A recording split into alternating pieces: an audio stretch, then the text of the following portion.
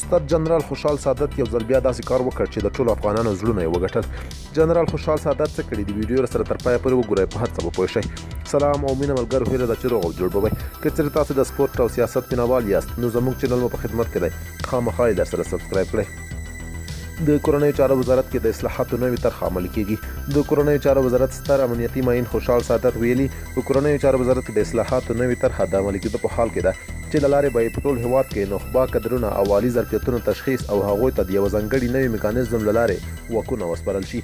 د نوموړي په وینا دغه کار به په کورنیو چارو وزارت او د پولیسو لیکو کې اصلاحات چټک او جدي کړي او ورسره به د پولیسو د ظرفیت لوړېدو ترڅنګ د ځواکونو رهبرۍ او مدیریت کې هم ښه والی راشي. نوموړی وایي سږ مې ولسمشر ته یوه طرحه وړاندې کړه چې د پولیسو لیکو کې د اصلاحاتو لپاره لازمه ده سالمه رهبري رامنځته کړو. دې موخې ته د رسېدو لپاره باید په ټول هېواد کې نخبه کادرونه او عالي ظرفیتونه راټول او واک ورته وسپارو.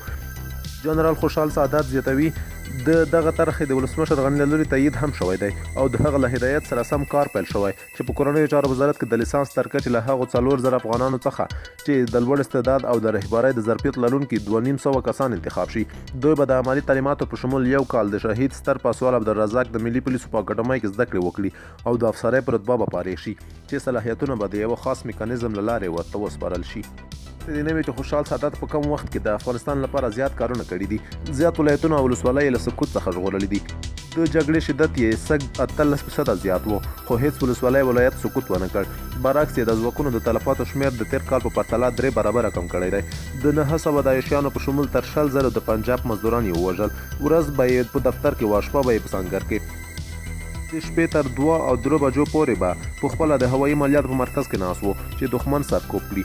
ځانګړي عملیات یې خپله رهبري کړي او په مشخصو اهدافو یې کار کړی دی. په لومړي ځل یې د هوایي عملیاتو د انسجام مرکز له بګرامه کابل ته ولېږدوه او خپله یې مشري په غاړه واخیسته. هره شپه به د ده تر رهبرۍ لاندې خاصو قطعاتو لس عملیات کول. هره اونۍ به 3 ولایتونو ته سفر په سکیجول کې و.